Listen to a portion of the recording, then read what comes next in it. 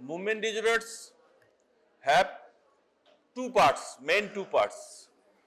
One is hypokinetic movement disorders, another is hyperkinetic movement disorders.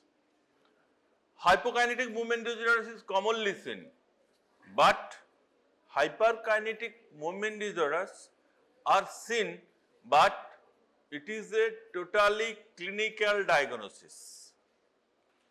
তাহলে any movement disorder সম্বন্ধে কার কি idea আছে বলো, কয়েকটা ডিজিজের নাম বলো তাহলেই হবে। একজন, এনি ওয়ান শেয়ার, দাঁড়িয়ে বলো, please stand up, show your face, দাঁড়াও। Tics, tics, very good. টিক্সের আরেকটা নাম আছে জানো? টুরেট সিনড্রোম, টিএসও বলা হয় অনেক সময়, টুরেট সিনড্রোম। আবার টিক্স ডিসঅর্ডারসও বলা হয়, কারণ টিক্সে কি হয়, কতগুলো সিমটমসের সমষ্টি তো। তাহলে এটা কি ধরনের মুভমেন্ট ডিসঅর্ডারস? হাইপারকাইনেটিক আর হাইপোকাইনেটিক? Hyperkinetic movement. বসো, আরেকজন একটা মুভমেন্ট ডিসঅর্ডারসের নাম বলো। দাঁড়াও দাঁড়াও, দাঁড়িয়ে বলতে হবে। Korea, very very good. Korea, Korea হচ্ছে কোরিফর্ম মুভমেন্ট। কোরিফর্ম মুভমেন্ট এগুলো যদি চোখে না দেখো জীবনে কোনোদিন শিখবে না, বা পেশেন্টকে দেখতে হবে। Dancing like movement, choreiform movement. Non purposeful, হ্যাঁ, সাডেন অ্যান্ড জার্কি মুভমেন্ট। এই জার্কি কথাটা খুব important. This is the chorea মুভমেন্টের নাম হচ্ছে কোরিফর্ম মুভমেন্ট। এই choreiform movement, who is the culprit? C for C, chorea for chordate nucleus. It is important for MCQ, post graduation MCQ. তো chorea কত রকমের কোরিয়া হয়? Huntington chorea, very good. Sydenham's chorea and drug induced chorea, তাই তো? And আর কিছু Korea হতে পারে, metabolic disorders হতে পারে, হাইপারগ্লাইসেমিক অ্যাটাক, হাইপোগ্লাইসেমিক অ্যাটাক, সেখানেও কোরিয়া হতে পারে। বুঝো? নেক্সট একটা মুভমেন্ট ডিসঅর্ডারসের নাম বলো, ঐশ্বর্য রায় বলো। হ্যাঁ, পার্কিনসন্স, সেটাই আমি শুনতে চাইছিলাম। পার্কিনসন্স, পার্কিনসন্স কি বলবে? পার্কিনসন বলে এরকম ছেড়ে দিলে তো হবে না। হোয়াট ওয়াজ দ্য, এখান থেকে তো শুরু খেলাটা। পার্কিনসন কি? Parkinsonism, Parkinson syndrome, Parkinson disease, atypical Parkinson, secondary Parkinson. Parkinsonism, yes, overall is the parkinsonism. এই পার্কিনসনিজমের মধ্যে যে পার্টটা most common and idiopathic part, it is the IPD, idiopathic Parkinson disease. এই জায়গাটাকে ক্লিয়ার করে নাও। দেখবে আন্ডার গ্রাজুয়েট, ইভেন পোস্ট গ্রাজুয়েটেরও অনেক জায়গাতে অসুবিধা হয় যে ডায়াগনোসিসটা লেখা আছে পার্কিনসনিজম না পার্কিনসন ডিজিজ, কারণ বোথ আর ডিফারেন্ট। কেন ডিফারেন্ট আমি একটু পরে বলছি। ইডিওপ্যাথিক পার্কিনসন ডিজিজ, এই ইডিওপ্যাথিক পার্কিনসন ডিজিজটা কিভাবে এলো? সম্ভবত 1917 সালে পার্কিনসন সাহেব প্রথম দেখলেন একটা নিউরোডিজেনারেটিভ ডিজঅর্ডার, সেখানে group of aged people suffering from a tremor. তখন কিন্তু তখনও পর্যন্ত কিন্তু রেস্ট ট্রেমার কথাটা আসেনি, রেস্ট ট্রেমার কথাটা কিন্তু আসেনি, পিন রোলিং ট্রেমার কথাটা কিন্তু তখনও আসেনি। তখন ওটাকে ওনারা নাম দিলেন checking palsy, SHAKING, sacking palsy. এটাই পরে ডিজিজ আকারে যখন বললেন ওনারা, তখন বললেন ওটার নাম কি? প্যারালাইটিক অ্যাজিটেন্স। ওই জন্য দেখবে পার্কিনসন ডিজিজের আরেকটা নাম হচ্ছে প্যারালাইটিক অ্যাজিটেন্স। এই প্যারালাইটিক অ্যাজিটেন্স ওনার যারা জুনিয়র কলিগ তারা যখন এটা নিয়ে আরো কাজ করলো এবং এটার যখন আরো এক্সপ্লোরেশন হলো, তখন দেখা গেল, বসো বসো, তখন দেখা গেল যে এটার একটা নতুন নামকরণ হলো ওই পার্কিনসন সাহেবের নাম অনুসারে। তখন নামটা হলো পার্কিনসন ডিজিজ। তাহলে ইডিওপ্যাথিক কথাটার মধ্যেই নিশ্চয়ই বুঝতে পারছো যে neuro degenerative condition cause particularly not known. অনেক কিছু ফ্যাক্টর আছে, সেগুলো আমি পরে বলবো। জেনেটিক ফ্যাক্টর আছে, এনভায়রনমেন্টাল ফ্যাক্টর আছে, ট্রেস ট্রেন সেখানে একটা ফ্যাক্টরস আছে, ফ্যামিলি হিস্ট্রি একটা ফ্যাক্টর আছে, অনেক কিছু ফ্যাক্টর আছে। কিন্তু ইডিওপ্যাথিক পার্কিনসন ডিজিজ তোমরা আন্ডার গ্রাজুয়েটে প্রথম জানবে। তারপর স্যার যখন যদি খোঁচায় বারবার আর কি কজ হতে পারে, আর কি হতে পারে, তখন বলবে যে হ্যাঁ স্যার আরো অন্য কজ আছে, সেখান থেকে আমরা এগুলো বলতে পারি। তাহলে ইডিওপ্যাথিক পার্কিনসন ডিজিজ কিন্তু ডায়াগনোসিস একদম পিওর ক্লিনিক্যাল। তাহলে কি কি থাকবে? চারটে মেজর সিমটম থাকবে। Number 1 is the tremor, number 2 is the bradykinesia বা akinesia, number 3 is the rigidity, and number 4 is the postural instability. postural instability কি? যে পেশেন্টকে যদি পিছন থেকে তুমি পুল টেস্ট করো, পিছন থেকে যদি এইদিকে ঠেলো, আমরা নর্মালি কি হয়, আমাদের নর্মালি ব্যালেন্স এমন ভাবে আছে বডি যেটা আমরা টলারেট করতে পারি, কিন্তু in cases of Parkinson disease সে কি করবে, আরো 2-3টে স্টেপ যাওয়ার পরে তারপর সে ওটাকে কন্ট্রোল করতে পারবে। অনেক সময় কি হয়, ব্যাকওয়ার্ড ফলও হয়ে যেতে পারে। তাহলে এখান থেকে কয়েকটা জিনিস জানার আছে, সেটা হচ্ছে যে idiopathic Parkinson disease presenting with postural instability, তার মানে তার পার্কিনসন ডিজিজটার বয়স হয়ে গেছে মোর দেন 10 ইয়ার্স। এটা খুব ইম্পর্টেন্ট। একটা লোক তোমার কাছে এলো একটা পার্কিনসন ডিজিজ নিয়ে, 1 বছরের মধ্যে বললো 4 বার পড়ে গেছে, তোমার কিন্তু think of other disease other than Parkinson. Next 3 major symptom যেটা বললাম, এই 3 major symptoms in progressive, slowly progressive. এই স্লোলি প্রোগ্রেসিভ সিমটমসটা কতদিন ধরে হবে? For last 5 years, 4 to 5 year, minimum 5 years. ঠিক আছে? তাহলে এই 3টে যে মেজর সিমটমস কি কি হলো, আবার রিপিট করছি, ট্রেমার, ব্র্যাডিকাইনেসিয়া, এমন ভাবে শোনো তোমরা যেন পরীক্ষার খাতায় লিখতে পারো, এন্ড পরে বললাম তো রিজিডিটি। তাহলে এই 3টে হচ্ছে মেজর মোটর সিমটমস।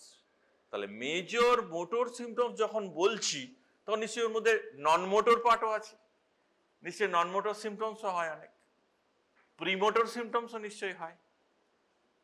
ঠিক আছে?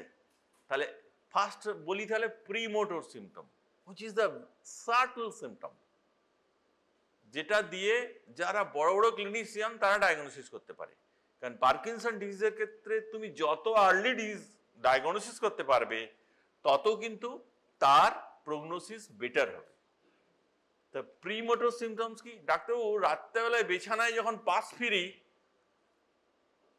পারি না ভালো করে, আমাকে তো মানে ইয়ে করতে হয়, মিসেসকে বলতে হয় পাটাকে সরিয়ে দাও। তাহলে কি টার্নিং ডিফিকাল্টি। ইভেন ডাক্তারবাবু সোজা সোজা যখন হাঁটি, ঠিক হাঁটি, যখন আমি ডান দিকে বাঁ দিকে টার্ন নেওয়ার চেষ্টা করি না, তখন যেন মাথাটা ঘুরিয়ে যায়, তখন যেন পড়ে যাবো মনে হয়। This is a subtle sign and this is important premotor sign. আগের দিন ডিসকাস করেছিলাম অ্যানোসমিয়া। আর কি একটা নিউরোসাইকিয়াট্রিক সিমটম যেটা খুব আর্লি হয়, সেটা হচ্ছে ডিপ্রেশন। তাহলে একটা পার্কিনসন ডিজিজের টিপিক্যাল এই মোটর সিমটমস হওয়ার আগে এই প্রিমোটর সিমটমগুলো যদি হয়, তখন keep in mind patient may be prone to develop Parkinson disease. Prone to ডেভেলপের মধ্যে কি কি আছে? পজিটিভ ফ্যামিলি হিস্ট্রি, আমরা সবসময় বলি পজিটিভ ফ্যামিলি হিস্ট্রি। এরপরে নেক্সট মোটর সিমটম যখন হবে তখন কোন কোন পয়েন্টগুলো ইম্পর্টেন্ট? Asymmetric onset. আমরা কোশ্চেন করি, দেখবে আমার সঙ্গে আউটডোরে যারা যাও তারা দেখবে আমি কোশ্চেন করি, কোন দিকটায় আগে হলো আপনার? পেশেন্ট কিন্তু দুটোই বলতে থাকে, হয় হয়তো দুটোতেই ট্রেমার হচ্ছে, হয়তো দেখলে হয়। কোনটাতে আগে হলো বলুন তো আপনার? কোন হাতটায় বেশি অসুবিধা হয় বলুন তো আপনার? ও বলে কিন্তু পেশেন্টরা কিন্তু খুব যদি একটু ইন্টেলিজেন্ট পেশেন্ট হয় বা পেশেন্টকে যদি বারবার হিস্ট্রিটা খুব ভালো করে যদি ইয়ে করো, ইভালুয়েট করো, তখন পাবে। তাহলে অ্যাসিমেট্রিক অনসেট, সেকেন্ড তো বলেই দিয়েছি, minimum duration 4 to 5 years. Third কি, তাহলে এখানে পার্কিনসনিজমের ক্ষেত্রে কি হবে? Symmetrical onset. এক্ষেত্রে কি? ট্রেমার প্রিডোমিনেন্ট। এখান থেকে আরেকটা কথা বলে দিই, যেটা পরে আমরা আরো বলবো ডিটেলস করে। এই ট্রেমার প্রিডোমিনেন্ট পার্কিনসন ডিজিজ নিয়ে কিন্তু আমাদের মাথা ব্যথা। যেখানে ড্রাগে কাজ করে না, ওই যে ডিবিএস যে দেওয়া হয়, যেখানে সার্জিক্যাল ট্রিটমেন্ট একটা আছে না, ডিবিএস, জানো ডিবিএস সম্বন্ধে শুনেছো তোমরা? ডিবিএস বলে একটা সার্জিক্যাল প্রসিডিওর আছে, সেখানে কিন্তু একটা ইয়ে করা হয়, মানে যেমন আমাদের এখানে ইয়ে হয়, পেসমেকার বসানো হয়, ওখানেও একটা প্রোগ্রামেবল কিছু লিড লাগিয়ে দেওয়া হয় ব্রেনের পার্টিকুলার কয়েকটা জায়গাতে। হ্যাঁ, যেমন ধরো সাবথ্যালামিক নিউক্লিয়াস, সাবস্টেন্সিয়া নাইগ্রার আবার দুটো পার্ট আছে দেখবে, এটা অ্যানাটমির কোশ্চেন। একটা হচ্ছে কম্প্যাক্টা, একটা হচ্ছে রেটিকুলেটা। ওখানে দেওয়া হয়, লিড দেওয়া হয় অনেক সময় রেড নিউক্লিয়াস দেওয়া হয়। তাহলে আমরা কি বললাম? পার্কিনসন ডিজিজের আর পার্কিনসনিজমের ডিফারেন্সটা করছিলাম। তাহলে এটা হচ্ছে তোমার তাহলে অ্যাসিমেট্রিক অনসেট, এটা সিমেট্রিক্যাল অনসেট। যেটা বলছিল ট্রেমার প্রিডোমিনেন্ট, ইডিওপ্যাথিক পার্কিনসন ডিজিজে কিন্তু ট্রেমার ইজ ভেরি প্রমিনেন্ট। যেখানে বলছিলাম যে ওই ডিপ ব্রেন স্টিমুলেশন দেওয়া হয়, ডিবিএস দেওয়া হয়, বলছিলাম না, ডিপ ব্রেন স্টিমুলেশন দেওয়া হয়, লিড লাগিয়ে দেওয়া হয়।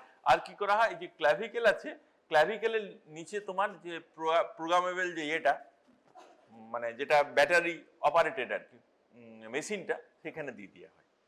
সে কি করে, পেশেন্ট সেখান থেকে তোমার ইয়ে করে, অপারেট করে আর কি। বলবো দাঁড়াও, এইগুলোর মধ্যে অনেক জটিলতা আছে, আস্তে আস্তে করে বলছি। সেটা হচ্ছে যে তাহলে এই যে ধরো ট্রেমার প্রিডোমিনেন্ট পার্কিনসন ডিজিজ, কারণ পেশেন্ট কিন্তু কনসার্ন কিন্তু দেখবে যখন আসে, লোকে বাড়ির লোকও বলে, দেখবে ডাক্তারবাবু বয়স হয়েছে তো সেই জন্য একটু স্লো হয়ে গেছে, মানে দেখবে ব্র্যাডিকাইনিসিয়াটাকে এতটা গুরুত্ব দেয় না, রিজিডিটিটাকে দেখবে ইগনোর করে যায় পেশেন্ট। পশ্চুরাল ইনস্টেবিলিটি বয়স হয়েছে বলে পড়ে গেছে। অনেক সময় দেখবে পেশেন্ট কি হয়, পেশেন্টের তো আন্ডারলাইং পার্কিনসন ডিজিজ আছে, এমন পড়লো বাথরুমের মধ্যে হিপ ফ্র্যাকচার হয়ে বসে রইল। পেশেন্টের যখন হিপ ফ্র্যাকচারের পর যখন রিপেয়ার করে আমাদের কাছে আসছে, তখন হয়তো দেখলাম তার একটা 5 বছর আগে পার্কিনসন ডিজিজ অলরেডি ডেভেলপ করে গেছে। Due to Parkinson disease he falls. সুতরাং একটা পার্কিনসন ডিজিজের ডায়াগনোসিস ইজ ভেরি ডিফিকাল্ট। কারণ তুমি যতক্ষণ না এই পুরোটাই ক্লিনিক্যাল, রিজিডিটি চিনতে পারছো, তুমি যতক্ষণ না ব্র্যাডিকাইনেসিয়া চিনতে পারছো। এবার ট্রেমারটা কি হয়, ট্রেমারের বিভিন্ন টাইপ হয়। একটা যে রেস্ট ট্রেমার হয়, যেটার ফ্রিকোয়েন্সি থাকে 4 to 6 হার্জ। এটা আবার কার সাথে ঘেটে যায়, এসেনশিয়াল ট্রেমারের সাথে ঘেটে যায়। এখানেও কিন্তু ওই ডিফারেন্সিয়েটিং পয়েন্ট ওটাই, এসেনশিয়াল ট্রেমার হচ্ছে বায়োলেটারাল, কিন্তু রেস্ট ট্রেমার, পার্কিনসনিয়ান ট্রেমার হচ্ছে ইউনিল্যাটারাল। কিন্তু পেশেন্ট যদি পার্কিনসনিজম হয়, তাহলে তো তার বায়োলেটারাল ট্রেমারই হবে। তাহলে হাউ টু ডিফারেন্সিয়েট? অনেক সময় ক্লিনিক্যালি ডিফারেন্সিয়েট করা যায় না, সেই জন্য আমরা কি করি, আমরা স্পেক্ট স্ক্যান করি। স্পেক্ট স্ক্যান, সেখানে হচ্ছে ডোপামিন দিয়ে স্পেক্ট স্ক্যান করি। স্পেক্টের পুরো নাম কি বলো? দাঁড়াও, বলো, তুমি বলো স্পেক্টের full form. SPECT, single photon emission computed tomography. ঠিক আছে, কি বলছো? না রে বাবা, পজিট্রন তো PET, positron emission tomography. PET, এটা হচ্ছে পেট, ওটা হচ্ছে স্পেক্ট। তাহলে স্পেক্ট কথাটা মনে রাখবে। এমনি কনভেনশনাল এমআরআই আমরা করি, সেখানে কিছুই পাই না অনেক সময়। এবার তুমি হয়তো বলবে যে স্যার আদার যে প্যাথোলজিগুলো আছে, আদার যে ইটিওলজিগুলো, সেগুলোও তো হতে পারে, তাই না? 5 ড্রাং কাকে বলে? 5 ড্রাং শুনেছো? কে শুনেছো 5 ড্রাং? এই 5 ড্রাং শুনেছো? হ্যাঁ, পাঞ্চ ড্রাং। বক্সাররা যখন বক্সিং করে তখন কোথায় মারে? সেখানে রিপিটেটেড কি হয়? ছোট ছোট স্মল ট্রমা হয়। ইন ফিউচারে তাদের কি হতে পারে? পার্কিনসনিজম হতে পারে। ঠিক আছে, এটা জানবে। যখন বই পড়বে দেখবে, বইয়ের মধ্যে যখন আসবে তখন দেখবে যে স্যার এই কথাগুলো বলেছিলেন। বসো বসো। তাহলে এই যে অ্যাসিমেট্রি অ্যান্ড সিমেট্রি, এটা নিয়ে তোমাকে তাহলে ভাবতে হবে। তাহলে এসেনশিয়াল ট্রেমার হচ্ছে very close differential diagnosis in cases of tremor predominant idiopathic Parkinson disease. আর কি? আর হচ্ছে নন মোটর সিমটমস কি কি হয়? নন মোটরের মধ্যে কি কি হয়?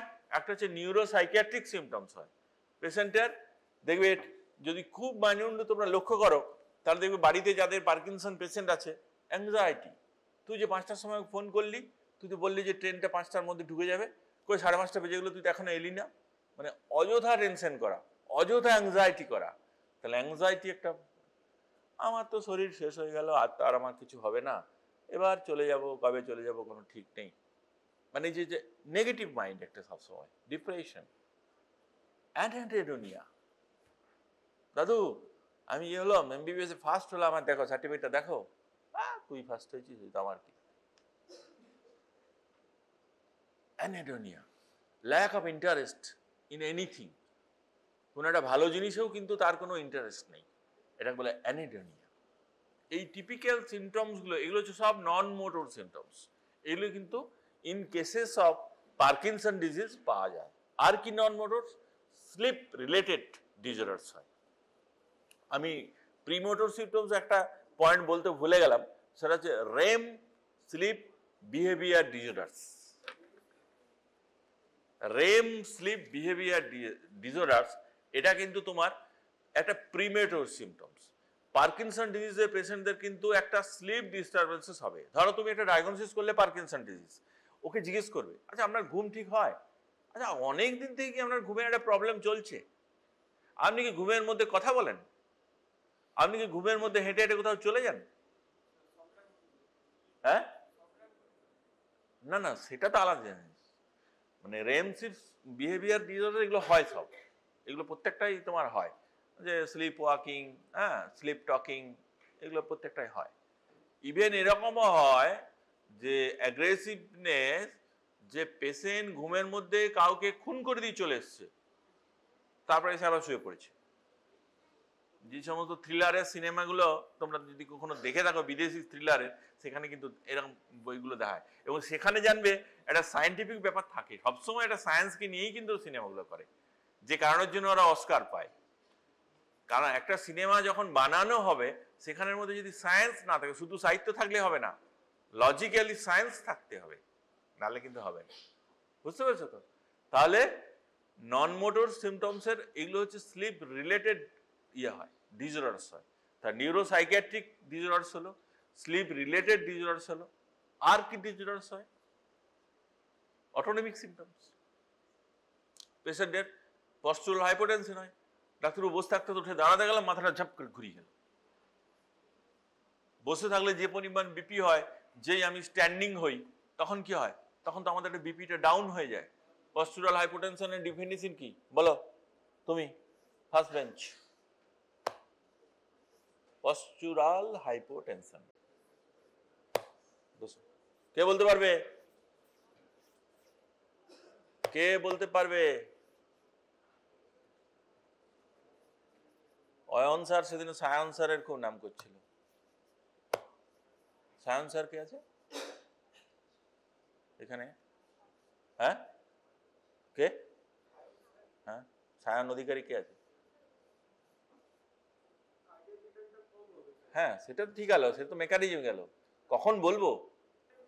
সিস্টোলিক ব্লাড প্রেশার যখন more than 20, diastolic blood pressure যখন মোর দ্যান 10 হয়ে যাবে, সেই ডিফারেন্সটা যখন হবে, তখনই আমরা সেটাকে পোস্টুরাল হাইপোটেনশন, একদম সোজা সাপটা জেনে রাখবে। বসো। তাহলে হচ্ছে নিউরো সাইকিয়াট্রিক ইয়ে হলো, সিমটমস হলো, অটোনমিক সিমটম তাহলে পস্টুরাল একটা হাইপোটেনশন, আর হচ্ছে স্ফিংটার ইনভলভমেন্ট।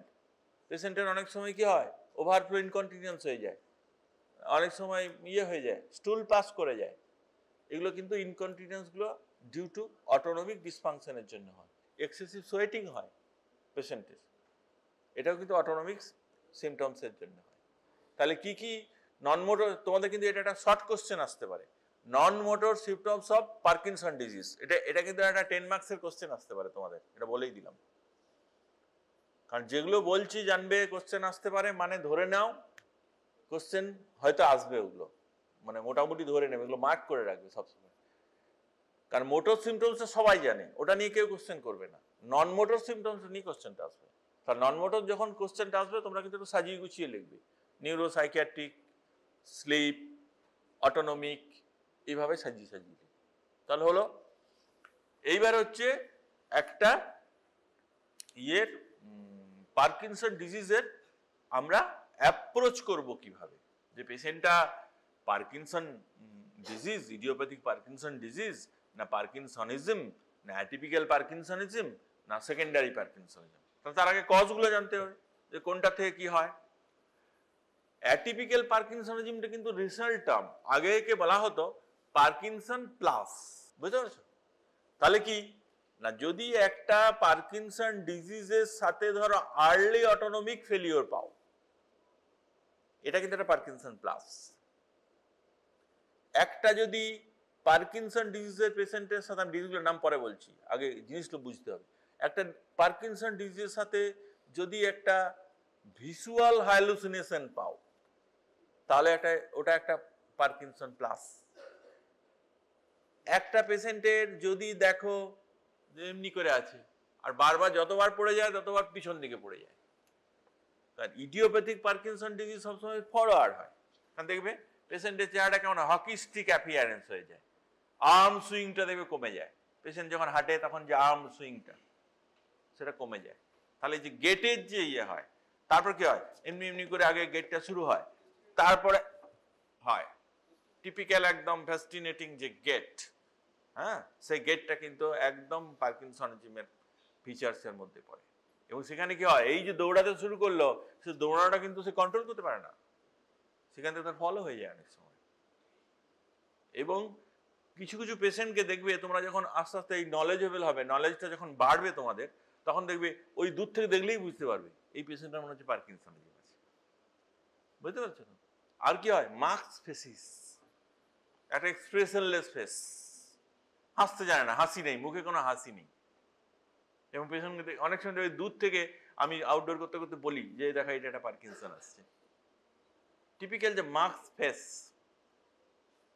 তাহলে পার্কিনসন প্লাস কখন হবে, যে এইরকম কপালে ভাঁজ ফেলে চোখগুলোর উপর দিকে হয়ে আসছে, এমনি করতে করতে আসছে, মাথাটা উপর দিকে হয়ে যাচ্ছে, এটাও কিন্তু একটা পার্কিনসন প্লাসের সিমটমস। আর কি, পার্কিনসন ডিজিজ তার সাথে একটা ডিমেনশিয়ার ফিচার্স নিয়ে আসছে, সেটাও একটা পার্কিনসন প্লাসের মধ্যে পড়ে। তাহলে পার্কিনসন প্লাস কি কি আছে, এক নম্বর হচ্ছে পিএসপি, প্রোগ্রেসিভ সুপ্রানিউক্লিয়ার প্যালসি, নাম্বার 1। এই পিএসপিতে কি হয়, পেশেন্টের কিন্তু ভার্টিক্যাল গেজ প্যারালিসিস হয়। এই যে ভার্টিক্যাল গেজ, যেটা আমাদের দুটো গেজ আছে, একটা হরাইজন্টাল গেজ, এই যে এদিকে তাকাচ্ছি এটা হচ্ছে হরাইজন্টাল গেজ, এদিকে এদিকে যে তাকাচ্ছি এটা হচ্ছে ভার্টিক্যাল গেজ। এটা যখন আমরা কেস পাবো তোমাদের ওই ইয়েতে যখন পড়াবো, ওই কেস বেস যে এগুলো হয়, তোমার যদি ইয়ে হয় ওই যে ইনডোর যে আইপিটি যদি ক্লাস দেয়, তাহলে তখন এই কেসগুলো ভালো করে ডিসকাস, বিশেষ করে একাডেমিক কেস যদি থাকে ভালো, সেগুলো ভালো বলা যাবে। তাহলে পার্কিনসন ডিজিজে কিন্তু একটা আই প্রবলেম হয়। আই প্রবলেমটা কি হয়, স্লোনেস হয়ে যায়। নর্মালি যে আয়ের যে মুভমেন্টটা যেমন নর্মাল মানুষের হয়, কারণ আই মুভমেন্ট দু রকম আছে, একটা স্যাকাইডিক মুভমেন্টস, একটা পারসু মুভমেন্ট। ডান দিকে তাকান, বাঁ দিকে তাকান, ডান দিকে তাকান, বাঁ দিকে তাকান, এটাকে বলা হয় কি মুভমেন্ট, স্যাকাইডিক মুভমেন্ট, স্যাকাইডস। আর পারসু মুভমেন্টটা কি, এই দেখুন আমি একটা আঙুল দিচ্ছি, এই আঙুলটা আমার যেদিকে যেদিকে যাবে আপনার চোখটাকে সেদিকে সেদিকে নিয়ে যাবেন, হ্যাঁ, তুমি পারসু করছো সেই অনুযায়ী সে ফলো করবে, এটা মনে রাখবে। এটা কিন্তু এই অকুলার মাসেল যখন ডিজঅর্ডারস পড়বে তখন কিন্তু তোমাদের এটা কাজে লাগবে, এবং এটা আয়ের ক্ষেত্রেও কাজে লাগবে, নিউরোলজির ক্ষেত্রেও কাজে লাগবে, মেডিসিনেও কাজে লাগবে, তোমরা ফিজিওলজিতেও পড়ে এসছো। তো যাই হোক, এই আই মুভমেন্টের মধ্যে যে ভার্টিক্যাল যে প্রবলেম, এই যে supra nuclear gauge palsy, PSP যেটা বললাম, সেখানে কিন্তু পেশেন্টের তাহলে কি হবে, পেশেন্টের এই ফ্লেক্স ইয়েতে যেমন পার্কিনসন ডিজিজে যেমন একটা ফ্লেক্স পশ্চার হয়ে যায়, যেটা বলছিলাম হকিস্টিক অ্যাপিয়ারেন্স হয়ে যায় পেশেন্টের, এক্ষেত্রে কিন্তু এটা এক্সটেন্ডেড হয়ে যায়। তাহলে একটা পেশেন্ট যখন এমনি করে আসবে, রুগোসিটি পাবে তুমি একদম ফোরহেডের মধ্যে, ঠিক আছে, চোখের ইয়েও দেখবে আপওয়ার্ডলি একটু ইয়ে হয়ে গেছে। আর তার আগের স্টেজে পেশেন্ট কি বলবে, ডাক্তারবাবু আমি উপরে উঠে যেতে পারতাম সিঁড়িতে, কিন্তু সিঁড়ি থেকে নামতে পারতাম না, নামতে গেলেই পড়ে যেতাম। কেন পড়ে যাবে নামতে গেলে, কে বলতে পারবে? হ্যাঁ, কারণ ইয়ে তো ভার্টিক্যাল গেজ তো প্যারালিসিস হয়ে গেছে, সে তো নিচের দিকে করতে পারছে না। তো এবার নিচের দিকে যদি না করে, তো পরের সিঁড়িটা সে দেখতে পাবে? দেখতে পাবে না। তো ওই জন্য টিপিক্যাল পেশেন্ট, ওই জন্য বলি না যে পেশেন্টের হিস্ট্রি ইজ ভেরি ইম্পর্টেন্ট। ওই একটা দুটো কথাতেই পেশেন্ট কিন্তু যা বুঝিয়ে দেয় আর বুঝিয়ে দেয়। এবার এটা তুমি যতক্ষণ না ওই ইয়েটা ভালো করে জানতে পারছো পেশেন্টের সম্বন্ধে বা ডিজিজটার সম্বন্ধে, ওই জন্য বলি সবসময় যে ডিজিজের ক্লিনিক্যাল ফাইন্ডিং এবং ক্লিনিক্যাল কোরিলেশন এটা যতদিন না করতে পারছো, এবং এটা করতে অনেক টাইম লাগবে, এটা যেদিন করতে পারবে সেদিন you will be a good doctor. তাহলে এটা একটা ইম্পর্টেন্ট পার্ট বললাম। পিএসপির ক্ষেত্রে তাহলে এটা হলো, তাহলে পেশেন্টের যে ফলগুলো হবে কিরম ফল হবে, ব্যাকওয়ার্ড ফল। ডাক্তারবাবু আমার বাবা কিন্তু পড়ে যান বারবার, কিন্তু যতবার পড়ে যান ততবার কিন্তু পিছন দিকে পড়ে যান, সামনের দিকে পড়েন না, কিন্তু পিছন দিকে পড়ে যান, প্রত্যেকবার পিছন দিকে পড়ে যান। তাহলে এটা হচ্ছে পিএসপির ফেভারে গেল। পার্কিনসন ডিজিজে আরেকটা জিনিস হয়, ড্রাগ রেসপন্সিভনেস। আমরা সেজন্য ওটাকে বলা হয় লিভোডোপা ট্রায়াল। একটা পেশেন্টকে লিভোডোপা দেওয়া হয়, ধরো তুমি ধরতে পারছো না যে এটা এসেন্সিয়াল ট্রেমার না পার্কিনসন ডিজিজ, সেক্ষেত্রে লিভোডোপা দেওয়া হয়, লো ডোজের লিভোডোপা দেওয়া হয়। পেশেন্ট 1 মাস পর যদি বলে হ্যাঁ আমি ডাক্তার অনেক ভালো আছি, আগে যাচ্ছিলাম তার চেয়ে অনেক ভালো আছি, তুমি ধরে বুঝে যাবে যে this is A case of Parkinson disease.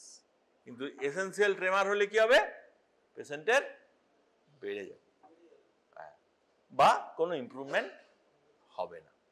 কারণ বেড়ে যাবে কেন, কার লিভোডোপা কার্বিডোপা কি, ওখানে তো তোমার ওই যে কার্বিডোপাটি যেটি আছে ওই তো নটোরিয়াস পেরিফেরাল ডিকার্বক্সিলেজ ইনহিবিটর, সে কি করে সেন্ট্রালে ঢুকে যাচ্ছে সিএনএস এর মধ্যে, কিন্তু পেরিফেরালি যদি ও যদি না হয়, ইনহিবিটর যদি কাজ না করে, তাহলে কি হবে, সে নজিয়া ভমিটিং তৈরি করবে। তো এই পার্টটা জেনে রাখা খুব ইম্পর্টেন্ট, যে ড্রাগ রেসপন্সিভনেস এর ক্ষেত্রে, পিএসপির ক্ষেত্রে লিভোডোপা অনেক সময় কাজ করে, না হলে কাজ করে না। বেসিক্যালি এর কোনো ট্রিটমেন্টই নেই, মানে পিএসপি সেই লেভেলে কোনো ট্রিটমেন্টই নেই। Basically very very very pathetic disease. পেশেন্টের কি হয়, নিউরোডিজেনারেটিভ ডিজিজ, তো ডে বাই ডে তার কিন্তু ডিজিজ প্রোগ্রেস করতে হয়। পেশেন্টের বাড়ির লোককে আমরা কিন্তু ঠিকমতো ই করতে পারি না, অ্যাসিওর করতে পারি না আমরা। নেক্সট যেটা বললাম যে পেশেন্টের পার্কিনসনের ফিচার্স রয়েছে, তার সাথে একটা ভিজুয়াল হ্যালুসিনেশন হচ্ছে, একটা আলো চলে গেল, কতগুলো মানুষ যেন আমাকে মারতে আসছে, এগুলো প্রত্যেকটা তো ভিজুয়াল হ্যালুসিনেশনের পার্ট তো নাকি। তাহলে কি, তার সাথে পেশেন্টের একটা কগনিটিভ ইম্পেয়ারমেন্ট হচ্ছে, এবং day by day cognitive impairment হচ্ছে, কগনিশন চলে যাচ্ছে। ডায়াগনোসিস কি হলো, dementia of Lewy body disease, DLB. DLB is a Parkinson plus, যেটাকে এখনকার দিনে বলা হচ্ছে অ্যাটিপিক্যাল পার্কিনসনিজম। তাহলে পার্কিনসন প্লাস একটা হলো, পার্কিনসন প্লাস দুটো হলো। নেক্সট পার্কিনসন প্লাস কি না, এমএসএ, মাল্টি সিস্টেম অ্যাট্রফি। এই এমএসএ যখন পাবে পেশেন্টের, কিন্তু তুমি এই বাওয়েল ব্লাডার ইনভলভমেন্ট বেশি পাবে, পার্কিনসনিয়ান ফিচার্স পাবে, তার সাথে কিন্তু তুমি বাওয়েল ব্লাডার মানে স্ফিংক্টারিক ইনভলভমেন্ট বেশি পাবে, মাল্টি সিস্টেম অ্যাট্রফি। আর কি আছে একটা কর্টিকোবেজাল ডিজেনারেশন। লিখে রাখো, প্রত্যেকে কিন্তু খাতায় লিখে রাখো এগুলো, এগুলো না হলে কিন্তু ফলো করতে পারবে না। কর্টিকোবেজাল ডিজেনারেশন। কর্টিকোবেজাল ডিজেনারেশনে কি হয়, পেশেন্টের পার্কিনসনিজমের ফিচার্স পাবে, তার সাথে কর্টিক্যাল ফিচার্স পাবে। যে কর্টিকোবেজাল, বেজাল মানে বেজাল গ্যাংলিয়া, আর কর্টিক্যাল মানে কর্টেক্স। তাহলে পেশেন্টের কি কি হতে পারে, যে কর্টিক্যাল সেন্সরি সিমটমস পেতে পারো। কর্টিক্যাল সেন্সরি সিমটমস কি, কর্টিক্যাল সেন্সেশন কি কি আছে, 2 পয়েন্ট ডিসক্রিমিনেশন, গ্রাফেস্থেসিয়া আছে না, এই জিনিসগুলো পেতে পারো। আর কর্টিক্সের জন্য কি পেতে পারো, পেশেন্টের সিজার অ্যাটাক পেতে পারো, কারণ কর্টিকোবেজাল ডিজেনারেশন হচ্ছে, কর্টেক্সের ডিজেনারেশন হয়েছে, আবার বেজাল গ্যাংলিয়ার ডিজেনারেশন হচ্ছে। তাহলে বেজাল গ্যাংলিয়ার ডিজেনারেশনের জন্য পার্কিনসনিয়ান ফিচার্স পাচ্ছ, আর কর্টিক্যাল ডিজেনারেশনের জন্য আর কি হয়, এই যে ফ্রন্টাল রিলিজ সাইন যেগুলো বলি, যেগুলো ধরো বাচ্চাদের থাকার কথা থাকে তো নাকি, বাচ্চাদেরকে যখন দেখবি এমনি করে হাত দেওয়া হয়, মুখটাকে যখন হাত দেওয়া হয়, ও কি করে, মুখটা হাঁ করে, ও ভাবে শাক করবো, বুঝতে পারছো? পালমোমেন্টাল ফিচার্স, এটা পালমোমেন্টাল ফিচার্স। এখানে হাতটাকে না করলে এমনি করছো, মুখটাকে কিন্তু চেপে খাচ্ছে, ঠিক আছে? এগুলো হচ্ছে সব ফ্রন্টাল রিলিজ সাইন। আর কি, গ্র্যাপস, হাতটা তুমি যেই দিচ্ছ এমনি করে ধরে নিচ্ছে, এমনি করে দিচ্ছ এমনি করে ধরে নিচ্ছে, এগুলো প্রত্যেকটা কিন্তু ফ্রন্টাল রিলিজ সাইন। এগুলো কিন্তু ওই কর্টিকোবেজাল ডিজেনারেশন যেখানে, সেখানে কিন্তু পাবে। আর কিসে পাবে, পেশেন্টের যদি গ্রস ডিমেনশিয়া হয়, ডিমেনশিয়ার মধ্যে কোন ডিমেনশিয়াটা, frontotemporal dementia, FTD, frontotemporal dementia, সেখানেও কিন্তু এরকম কর্টিক্যাল সিমটমস এবং ফ্রন্টাল রিলিজ সাইন এগুলো পাওয়া হয়। এই ফ্রন্টাল রিলিজ সাইনগুলো সব পাওয়া যায়। তাহলে এগুলো গেল চারটে অ্যাটিপিক্যাল পার্কিনসনিজম। এবারে তো সেকেন্ডারি পার্কিনসনিজম। সেকেন্ডারি পার্কিনসনিজম কি হতে পারে, ড্রাগ ইনডিউস, ভেরি গুড। প্রথম হচ্ছে ড্রাগ ইনডিউসড, যে একটা পেশেন্ট ধরো দীর্ঘদিন ধরে একটা অ্যান্টিসাইকোটিক মেডিসিন খাচ্ছে, ক্লোরপ্রোমাজিন খাচ্ছে, ক্লোজাপিন খাচ্ছে, ওলানজাপাইন খাচ্ছে, যার ফলে কি হচ্ছে, এই ড্রাগগুলো কি হয়, এগুলো তো সব অ্যান্টি ডোপামিনার্জিক ড্রাগ। তাহলে কি হচ্ছে, ডোপামিনের উপর তার একটা এফেক্ট হচ্ছে, তার ডোপামিনটা তার এমনি কম ছিল, আরো কমে যাচ্ছে। তাহলে এটার জন্য ড্রাগ ইনডিউসড একটা পার্কিনসনিজম হয়, বুঝতে পারছো তো? তাহলে এটা হচ্ছে সেকেন্ডারি পার্কিনসনিজম। আর সেকেন্ডারি পার্কিনসনিজম কি, ওই যেটা বললাম ওদেরকে, পাঞ্চ ড্রাগ, বক্সারদের মধ্যে যেটা দেখা যায়, সেটাও কিন্তু একটা সেকেন্ডারি পার্কিনসনিজম। আর কি সেকেন্ডারি পার্কিনসন, একটা পেশেন্টের ধরো রেকারেন্ট স্ট্রোক হচ্ছে, আবার সেই স্ট্রোক, এবং সেটা হচ্ছে ধরো পুটামিনাল স্ট্রোক হচ্ছে, বেজাল গ্যাংলিয়াকে এফেক্ট করছে, থ্যালামাসকে এফেক্ট করছে, তাহলে সেখানে কি হবে, সেখানেও তার একটা সেকেন্ডারি পার্কিনসনিজম হবে। তাহলে সেকেন্ডারি পার্কিনসনিজমের কিন্তু মেন 3-4টে কজ, এই 3-4টে কজ তোমাদেরকে মাথায় রাখতে হবে। তাহলে আমরা পার্কিনসনিজমটাকে মূল 3টে ভাগে ভাগ করলাম, ইডিওপ্যাথিক পার্কিনসন ডিজিজ, একটা হচ্ছে তোমার অ্যাটিপিক্যাল পার্কিনসনিজম, আর একটা হচ্ছে সেকেন্ডারি পার্কিনসনিজম। পরীক্ষার খাতায় কিন্তু যখন পড়বে তখন কিন্তু অবশ্যই এই কথাগুলো লিখবে, কারণ পার্কিনসনিজম থেকে একটা লং কোশ্চেন মাস্ট, 20 নম্বর একটা 20 মার্কসের একটা কোশ্চেন আসবেই। এই কটা বাজলো, এবার হচ্ছে আর 5 মিনিট বলবো তোমাদের, সেটা হচ্ছে পরের দিন ম্যানেজমেন্ট পার্টটা বলবো। কারণ ম্যানেজমেন্ট পার্টটা যখন বলবো তখন কিন্তু অ্যানাটমি, প্রত্যেককে আমি অ্যানাটমি জিজ্ঞেস করবো, প্রত্যেকে অ্যানাটমি ফিজিওলজি পড়ে আসবে। তাহলে বেজাল গ্যাংলিয়ার যে সার্কিট, এটা কিন্তু ভেরি ইম্পর্টেন্ট, কোনটা ডাইরেক্ট সার্কিট, কোনটা ইনডাইরেক্ট সার্কিট, কিভাবে কাজ করে, এবং ড্রাগগুলো কিন্তু সেইভাবেই তোমাদের ম্যাক্সিমাম কাজ করে। তাহলে এবার আমরা কি বলবো না, এটা তো গেল হাইপোকাইনেটিক, আমি কিন্তু এতক্ষণ ধরে সব হাইপোকাইনেটিক বলছিলাম।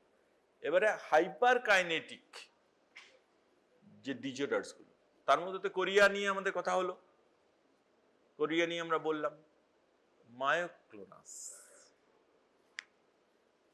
কারণ মায়োক্লোনাস দুটোতেই আছে, এপিলেপসিতেও আছে আর কারণ মায়োক্লোনাসটা কেন শুরু করছি আমি তোমাদের এপিলেপসিটাও ছোট্ট করে একটু বলে দিই।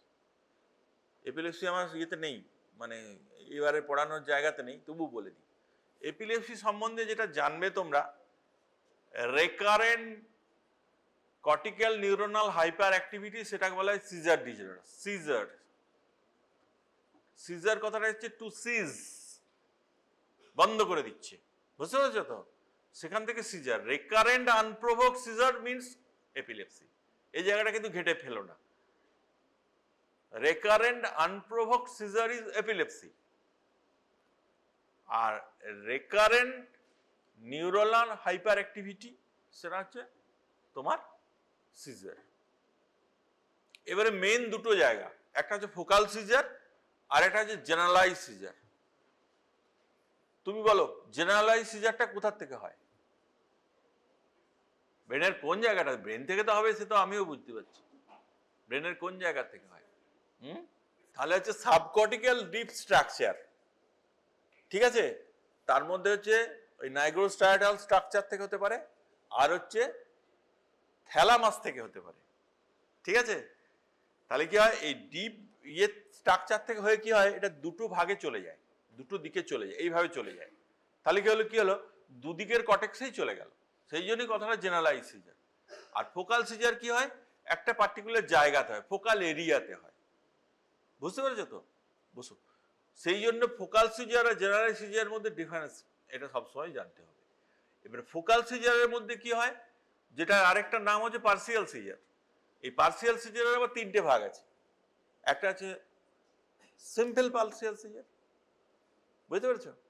আর একটা হচ্ছে কমপ্লেক্স পার্সিয়াল সিজার, আর একটা হচ্ছে partial seizure with secondary generalisation.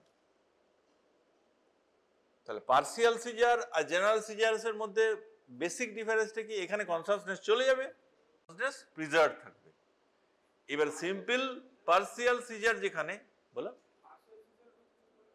Partial seizure বা ফোকাল সিজার, হ্যাঁ, সিম্পল, কমপ্লেক্স আর partial seizure with secondary generalisation.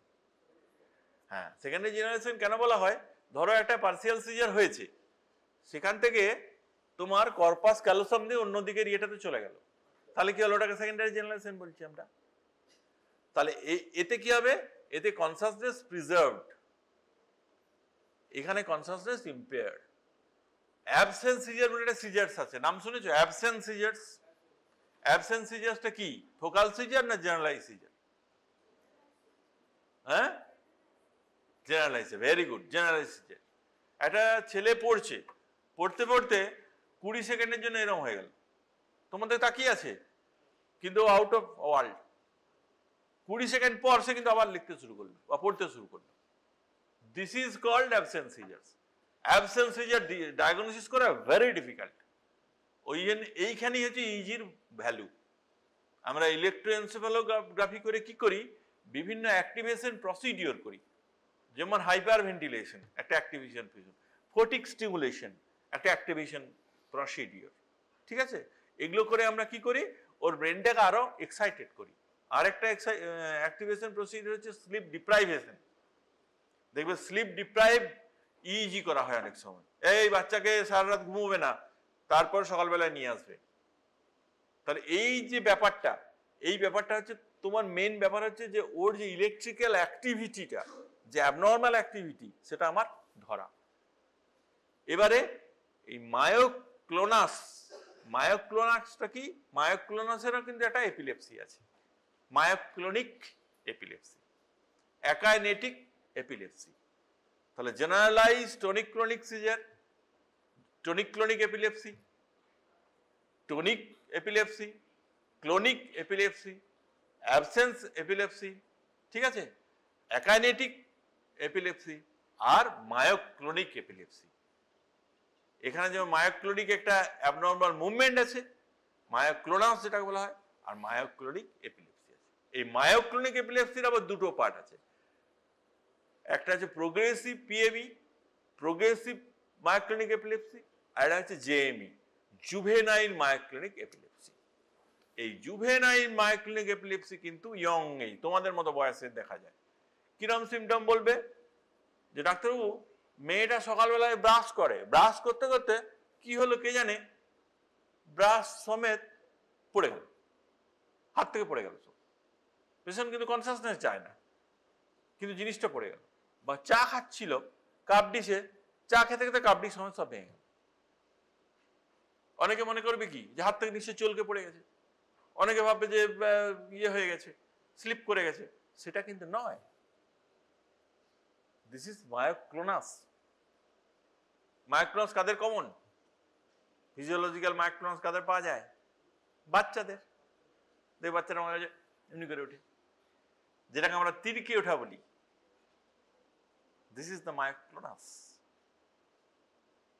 তাহলে মায়োক্লোনাস থেকে মায়োক্লোনিক এপিলেপসি, এই জুভেনাইল মায়োক্লোনিক এপিলেপসিটা কিন্তু তোমাদের জানা দরকার। তাহলে এপিলেপসির মেন ব্যাপারটা বলে দিলাম, কিন্তু এর আরো অনেক কিছু আছে যেগুলো হয়তো পরে ডিসকাশনে আমি বলবো তোমাদের। এবার রেস্ট অফ দ্য যে মুভমেন্ট ডিসঅর্ডারসটা পরের ক্লাসটাতে আমি ভালো করে করবো, কারণ আমার ইচ্ছে ছিল যে পরের ক্লাসটা তোমাদের একটা অ্যাসেসমেন্ট করবো, কিন্তু সেটা তার সময় যেহেতু নেই সেহেতু আর করা যাবে না। কারণ মুভমেন্ট ডিসঅর্ডারসের আরো অনেক কিছু জিনিস আছে। এর পরের দিন ম্যানেজমেন্ট অফ মুভমেন্ট ডিসঅর্ডারস বলবো। আর এই হাইপারকাইনেটিক মুভমেন্ট ডিসঅর্ডার যেগুলো বাকি রইলো সেগুলো একটু একটু, কারণ শব্দ ডিটেলসে বলতে পারবো না, একটু একটু করে বলবো। যেমন সাইকোজেনিক মুভমেন্ট ডিসঅর্ডারস আছে, সব তার ইয়ে নয়, প্যাথোলজিক্যাল মুভমেন্ট ডিসঅর্ডারস নয়, কিছু কিছু সাইকোজেনিক আছে। সাইকোজেনিক মুভমেন্ট ডিসঅর্ডার তোমাকে ডিফারেন্সিয়েট করতে হবে, নাহলে তো তুমি ভুল করে ওষুধ লিখে ফেলবে। সাইকোজেনিক মুভমেন্ট, সাইকোজেনিক মায়োক্লোনাস হয়, সাইকোজেনিক ডিস্টোনিয়া হয়, সাইকোজেনিক ট্রেমার হয়, তাই না? আগেকার দিনে কি করতো, বগলে ইয়ে নিত, ওই তোমার রসুন নিয়ে বলতো আমার জ্বর হয়েছে, ম্যালিঞ্জারি। বুঝতে পেরেছো? তো সুতরাং সাইকোজেনিক পার্টটাও কিন্তু ভেরি ইম্পর্টেন্ট। আর কি হয়, আর মুভমেন্ট ডিসঅর্ডারস ইন চাইল্ডহুড, কত রকমের চাইল্ডহুড মুভমেন্ট ডিসঅর্ডার আছে সেটা একটু ছোট ছোট করে বলে দেবো। ঠিক আছে? That's all, thank you.